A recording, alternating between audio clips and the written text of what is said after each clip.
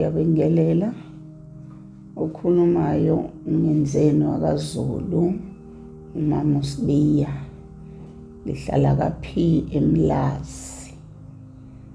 Ngike ngaya okhosini ngiyokhuluma ngendaba kaMlungisi, namanje ngisaphinda ngizokhuluma ngayo.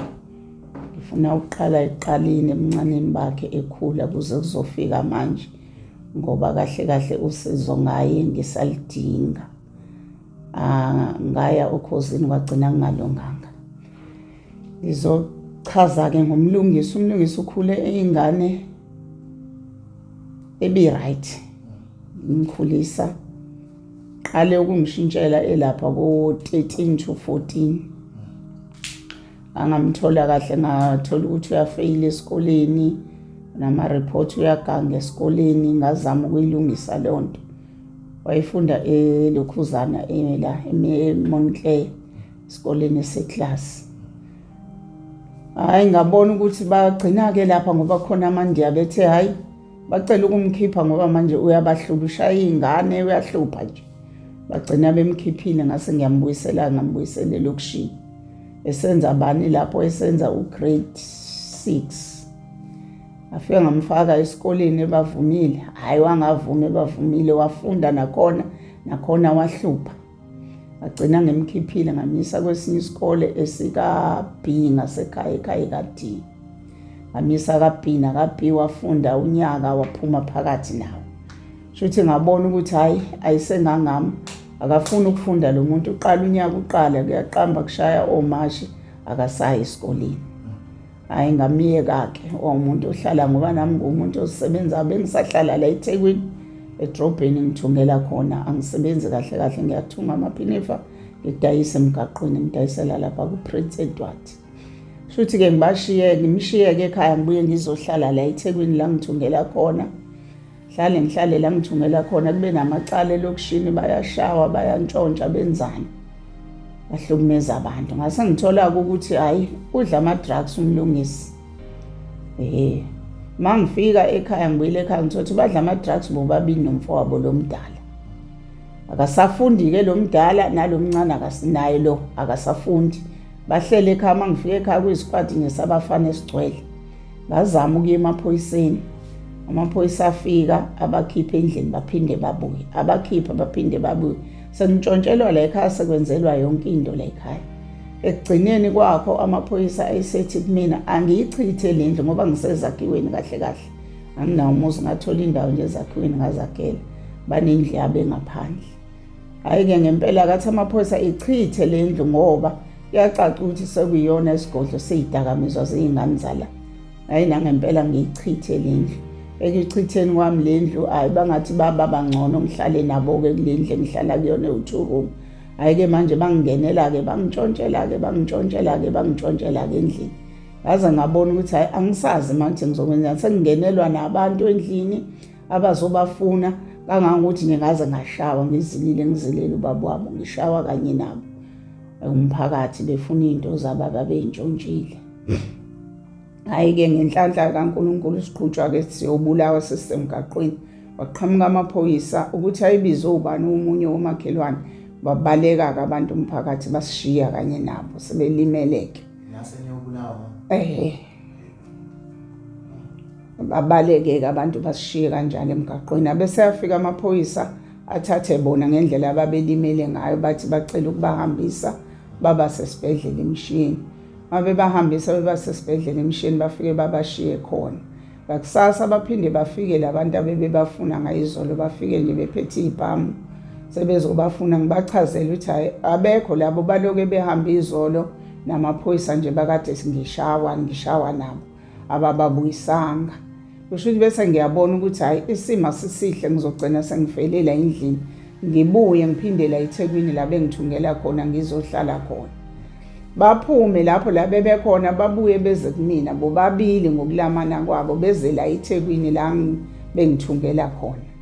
Nakhona la bengithungela khona babheme ngaphandle, babuye bazontshontsha ngaphakathi, bantshontshela abantu, bagcina nomnikazi webhilidi engikhiphile. Hayi ngaphuma ke nabo ke lapho base behlala emgaqweni. la phansi kwebridge la kubhenywa khona. Ngagoduka ngaye ekhaya mina, ngafika ekhaya ngahlala, maybe ngihlale 2 years 3 years, ngangakwazi ukuhlala ngizibuza ngingalali ubusuku nemini ngabe abantu abami bakuphi. Ngahamba ngayobafuna, ngaphinde ngabafuna ngaze ngobathola khona lapho phansi kwebridge bobabili. Ngababuyisa ngezana bekhaya, ngabafike ngabaklina, ngenza yonke into, ngabatshela ukuthi njengoba nginibuyisa ngoba nami angikwazi ukuhlala ngingazi ukuthi ingane yami engiyizele ikuphi. Okungcono ngoba sengibonile ukuthi anifuni ukuphuma kwidakamizwa. Umuntu akaphume ayemphantweni, nami ngiphume ekseni ngiyeThekwini nawe ephuma uye endaweni yakho ophanta kuyona. Ayike ngempela benze njalo-ke, benze njalo. Kwahamba isikhathi baxabana nomunye umfana khona la endaweni, kwabuya kwazoshisa umuzi. Hayibo, bazoshisa umuzi, baxatshaniswa yini? Lo mfana wathi ene bangqekeza imoto yakhe bantshontsha. Kwakuyiqiniso lokho? Mase sithola kwangesilona iqiniso, kwakuwumunye umfana wayehamba nabo. Into ayintshontsha lapho, kusho ukuthi ngesikhathi eyintshontsha wabuya nawe weza kulaba njengoba behleli ndawonye, bahamba-ke bewumshungu ndawonye boyidayisa ngoba benethemba lokuthi bafuna le mali yokubhema. Hayi-ke kudluleke lapho ngizama ukuthi ngenze njani, ngiye emaphoyiseni. Ngangingekho mina kuleso sikhathi kushiswa ngisemakhaya. Amaphoyisa-ke icala kwathola ukuthi ngeke ngikwazi ukulivula icala ngoba ubufakazi mina nginabo, ngangingekho, ngangisemakhaya. Ngifike mina umuzi sowushisiwe. Mangicela omakhelwane ukuthi bangisize bayongifakaza ukuthi kwasha kanjani, wangabikho ufuna ukuvela, bathi abathande nabo ukuthi bayifake ey'ntweni ezizobafakela inkinga kusasa ngoba abantwana bami bayabhema, abona abantu. Ayike ngakwamukela-ke lokho, lagcina icala lingabanga khona. Sabuya sazohlala nabo kanjalo ekhaya. Lo munye omdala akaphume ahambe, ngazi noma wayeya yaphi ekseni intatha, mayesho yena uthi wayeyothenga into yokubhema. Hlangane nabafana-ke laba, ngazi noma ibona yini laba babekade beshisa ekhaya kanjani, kwathiwayo bebamba inkunzi, bamushaya, babemshayela ukuthi bambulale. Wayeyimvithi, ngacosha nje mina into sengingasazi noba kuzophila noba kuzophila yini. Umlungisi lo mdala engekho umlungisi la eshaya khona umzamo, samthwala-ke naye lo mzamo samsesibhedlela umlungisi. Ayike sabuya-ke sahlala, kwangathi uba ngcono, kwacaca ukuthi hayi kufa kuyamhlula. Sahlala-ke naye umlungisi ephila le mpilo yokuthi-ke uyaphanda manje umlungisi, uphanda ebridgini kaZethe ematekisini. Uyahamba ayobamba khona, ashaya isicapha, washiya imoto, abuye ezekhaya. Silala kanjalo, ahamba abuye ezekhaya. Hayi kwahamba umlungisi wangishintshela. Umlungisi useyalwa la endlini, useyasishaya, usengijaha ngembese. Kwaqala nje eqaleni kwangathi uphambanelwa yikhanda. Ngambona engathi uyasangana, hayi ngimthathe ngimiswe emntwini. Umuntu afika ngathi uyamsiza umlungisi, kwaba yisonto elilodwa. Sonto ezayo waphinda umlungisi wayilonto nje ehlanyayo elwayo endlini yasePassage, ahambe ephethe imbese endiza nayo. Kwase kuzofika omunye umngane wakhe wathi hayi ma, umlungisi akahlali, musuloku uzistressa uye ebantwini umosha imali ukuthi uyamlapha. Umlungisi akahlali, umlungisi udla le drug ekuthiwa ngazi kuthiwa yini, athi yini sengikhohliwe igama lami, la bathi iyahlanyisa. Hayi-ke ngikumeleke lo ngithi ngiyazama, ngiyamncenga icathi umlungisi akancengeki, akalungiseki. Sekahlala endlini, ayishaya indlu, ayiqobhoza indlu le yamaplanga engangisengibazamele ukuthi bahlale kuyo nje ababebuye emgaqweni. Wayishaya wayiqobhoza kuze kusehlele egijima enqonqozela omakhelwane. Kwaze kwabe bayaxabana nomfowabo, bashayana, washaya umfowabo, washaya nami. Ngabe sengithatha isinqumo sokuthi hayi ake ngiye emaphoyiseni ngoba sengingaphezu kwamandla. Ngahamba ngaye emaphoyiseni, ngayo afika athi amaphoyisa ngeke ngikwazi ukumbopha, ake ngenze i-protection order. Ngahamba ngayenza lo protection order. Babuya beza kuyena la ekhona lapha esikoleni eGwini amakhona egate-ini gibelisa ingane. Fika amaphoyisa amsayinisa, kwathiwa asiye nayo inkantolo ngedate ezochazela inkantolo ukuthi inkinga yakhe ikephi. Hayi wayisayina, ngosuku lokuya enkantolo wangaya enkantolo. Wabuye kwaphinda futhi ngaya mina enkantolo. Kuthe kwigame kade ngiye enkantolo, athi amaphoyisa hayi azomenzela angenze enye i-protection order yesayini okwesibili. Nangempela ngayenza, ngahamba nawo futhi amaphoyisa saya kuyena, wafika wayisayina futhi. Wangaya wabuya wezendlini wazothuka mina, washo yonke into engayisheshaya eminyango, engithuka nje ngaze ngenza ngisho i-video ngesikhathi ngisokhozini ngabakhombisa. Nala kuSimakhosi ngayifaka lo video uDMzali, ngayifaka lo video la wayengithuka khona endlini, engibiza ngayo yonke into ethi uzongibulala, uzonginquma. Hayi ke ngabe sengiyaphinda emaphoyiseni ngoba phela ayithe amaphoyisa nje bese emsayiniso kwesibili uma ngabe engezi azobuya azomlanda. Ngempela ngaya kona, afika akhiphe warrant ukuthi azomlanda, angafika amaphoyisa uzomlanda. Ngabuye ngaphinda futhi ngafika manje sengiyocela umphathi wamaphoyisa, ngaya kumphathi wamaphoyisa. Umphathi wamaphoyisa wakhipha amaphoyisa asemthani ukuthi ahamba yomlanda. Ahamba yomlanda, wafika umntu walwa namaphoyisa, washaya amaphoyisa ngoba laze lalimala, elinye waliluma la esandleni. Waboshwa-ke, boshwe nini mangicabanga inyanga boshwe last year, ekuba u-October noSeptember ngisazi, kodwa last year. Wahlala-ke ngilo ngihamba icala-ke ephakathi. Wazwagcina-ke sengifonela ngingazi ukuthi wayifona kanjani, exolisa esho ukuthi ucela ukuthi ucela usizo ngoba into ayenzayo naye akayazi. Wama ngimbalisele ezinye izinto abezenza, uthola ukuthi akazazi, ezinye uyaziphika, ezinye alwe khona lapho ukuthi simqambela amanga nje. Usho ukuthi kabe sethi lithi leli phoyisa leli okuyilona alilimazi, labuza lathi licela ukumbuza ukuthi ena akabhemi na i-drug ngoba ubephika kuona amaphoyisa, kanti mina ngiyazi. Ngawatshela amaphoyisa ngathi uyabhema umlungisi. Oh, lento abayibhema bathi yini? Ithiki. Wavuma-ke kona amaphoyisa ukuthi hayi ubhema ithiki. Wayeseyacela ukuthi ucela ukuthi esizo. Kangangokuthi ngesikhathi ngiyokhozini ngangikhulume nabase boot camp, angisazi kwakuyiphi, abafika babebizwe ilona ukhozi ukuthi bazomlekelela bangisize bamthathe. Kodwa inkinga yaba sekuthini ngoba nako usasesijele, ayikho into abazoyenza. Kodwa futhi ngase ngiyabuka ukuthi abazongisiza ngoba babeka ukuthi kufuna kuphume kuyena ukuthi uyavuma yini ukuthi bamthathe. Uma ngabe ethi akavumi ngeke bamthathe. Naku-ke sekuvele kuba nenkinga kokhozini, labo sigqemeza ngangade ngikhulume nabo sebephuma, sebengangekho. Ngase ngingazi ukuthi ngizokwenza njani. Ayike labe seliyadlula-ke icala kade lisesicourt, labe seliyadlula seliya e-regional court.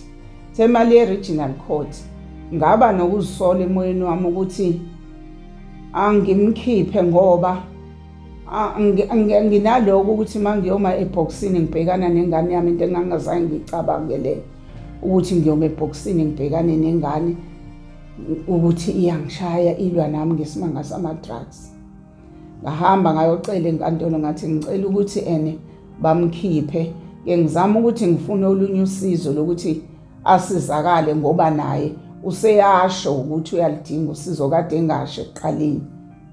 Ngiyabona ukuthi njengoba ehlalile mhlambe kukhona akubutholile ejele, umqondo uze wabuka ukuthi lento engiyenzayo i-wrong. Ayike ngamkhipha-ke, ukhona-ke njengamanje usekhaya. Into engiyisabile-ke njengamanje kuyena, uthe ngosuku lokuqala efikile ephuma khona enkantolo, wayaluza umlu ngoba ngaqale ngamisa olwandle, ngawumgeza olwandle, ngabuya sabe sesiyagoduka sekhaya. Akazange alale, wahamba ngahlala ngathandaza ngathi inkosi kushuthi sekuqala phansi futhi ayikho into engizoyenza, ngisazi nami ngididekile ngoba senginovalo. Uma iphumile kumina emqondweni ngizitshela ukuthi kushuthi useyobhema leyo nto, usezobuya futhi enze njalo ngoba into engiyikhulumile naye manje uqala ukuyenza. Manje asikalali ngisho ukulala ukuthi ahlale njengoba bemkhiphile enkantolo, kwathiwa akahlale ekhaya angaphumi. Uma ephuma areport noba ahambe nengane asho ukuthi ngiyaphi eduzana, kufunakala ukuthi aphume bangitshela kanjalo nje enkantolo. Wayesethi umshushisi ucela ukuthi ngomhla ka-17 ngimbuyise ngize naye enkantolo. mangabe kunezinto azenzayo ungakashayi lomhla ka17 ngibuye ngizobika enkantolo ukuthi hayi angiboni kahle. Ayike abuyeke ukuthi sekule ngabo 10 sengizitshela ukuthi hayi akabuye abuye afika ahlale futhi ngimbuze emlungisi uphuma phathi hayi ubeye komunye umfana ola ngenhla kwasekhaya bebekade beyebacule nje naye lo mfana. Ubeyombheka ukuthi unjani lo mfana akakwazi uhamba ngeinqola ubehleli naye. Ayike ngikwamukeleke lokho. Ngivukeke ngakusasa fanele phela ngize emphantweni angisebenza kho umuntu osebenza ekhaya. Sebenza baphilisa ngawo lamaphinife engiwadayisa la emgaqweni. Phoqa ukuthi fanele ngimshiye ngibuye ngize la eThekwini ngizodayisa. Ntambama uma ngibuya ngiyamfica emnyango. Uqimbile usefaka isikhindi sakhe uyakhuluma le emlonyeni ngiyambona ukuthi kusho ukuthi khona useyile futhi wayoyibhema lento. Hayi ngingene endlini ngimbize emlungisi ngene endlini angene futhi ngoba kayena lo mntwana wesixhwanguxhwangu nomntwana onomoya ophezulu. Phela kusho ukuthi mhlambe kusuke sekuhlangene nalezi zinto. Hayi kangeneke endlini ahlale phansi bese ngiyamkhumbuza ngithi mlungisi uyakhumbula na ukuthi inkantolo ikhiphe phezulu kwembandela yokuthi ungatholakala uwenza izinto okade uzenza before uboshwe. Njengamanje ngiyakubona ukuthi ubhemile athi hayi mangibhemanga mina. Avela avuke ngolaka futhi mevuka ngolaka ashakshone ekamereni athi ngcono bese ngithi mina ngcono ukuthi umlungisi uphinde wesivili ngoba mina ngiyahluleka kuwena. Athi yena ngeke ngize ngikwazi ukuphinda lapho mina into engenze ngiyenza ngamane ngiphumele ekhaya ngaziwe noba kufa umuntu.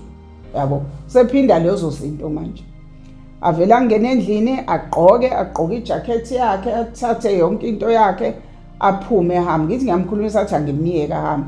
Ngokwami ke mina ngazitshela ukuthi mhlambe uzitshela ukuthi ngizofonela amaphoyisa azomlanda aphuma ahambe. Ngazitshela ukuthi ngeke mhlambe azabuye.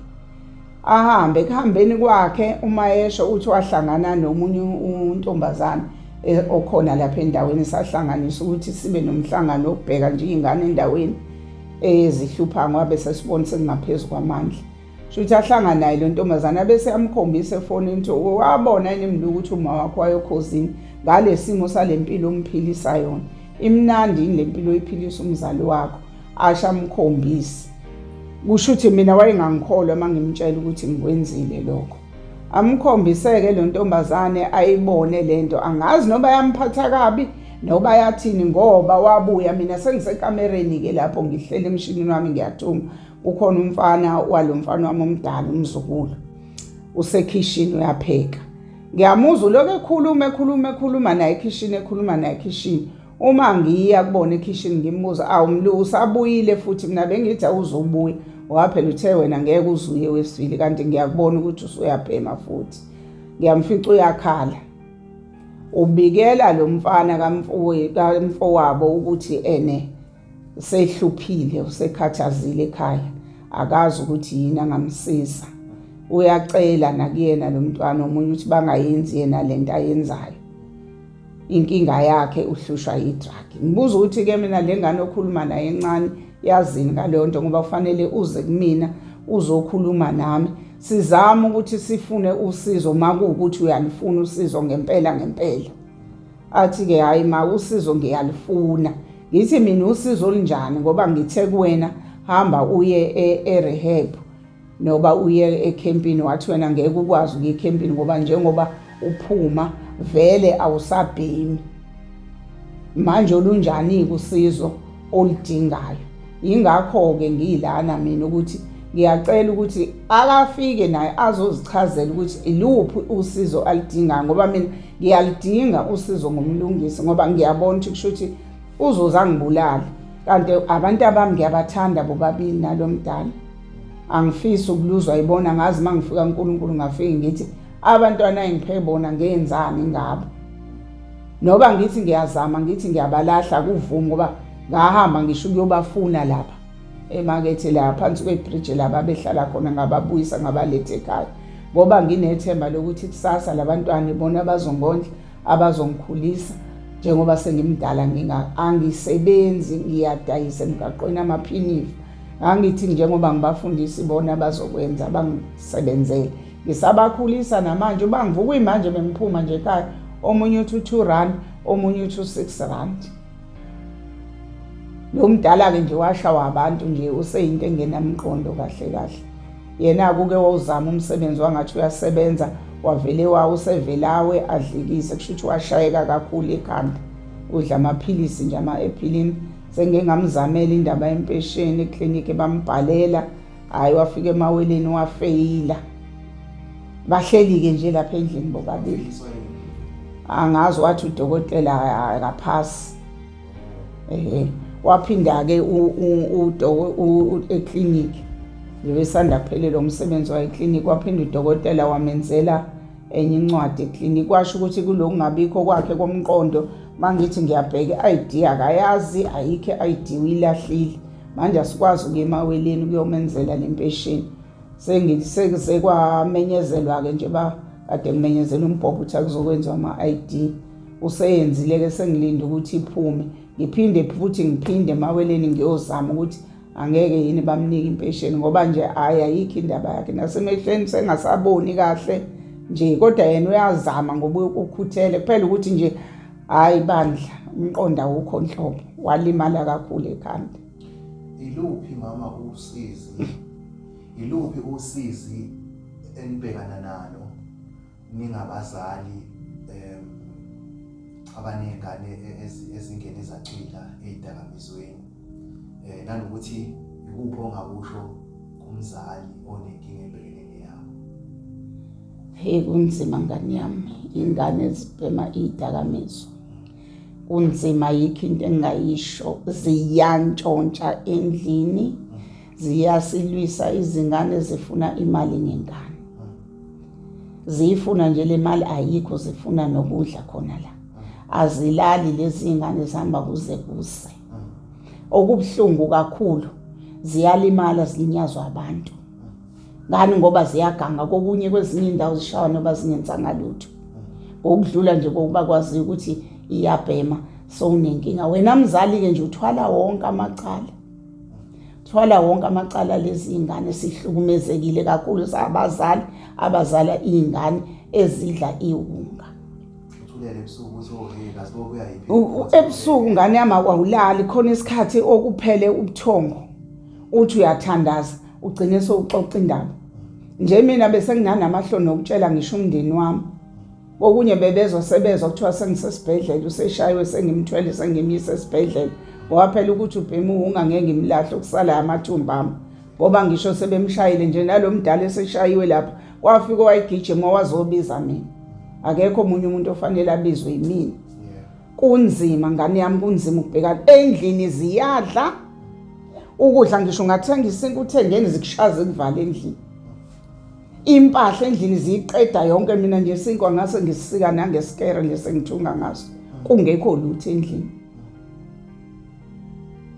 Ngiyabazwela ngempela abazali abanezingane ezibhema unga ngiyafisa ukuthi engathi singazisukumela izingane zethu lezi ezisakhona ngoba ezinye ziyahamba ngibatshele ngisho nalabo abanye bami bona laba bami ngithi mina nombongo uNkulunkulu ngami ngoba nginani lana ikhona nginana nginilahle akuvume enhlizweni nginiyami nginilahle ngoba nginizalanga ninje nginikhulise ngenhliziyo yami emhlophe ngoba nginethemba lokuthi kusasa khona enizongenzela kona.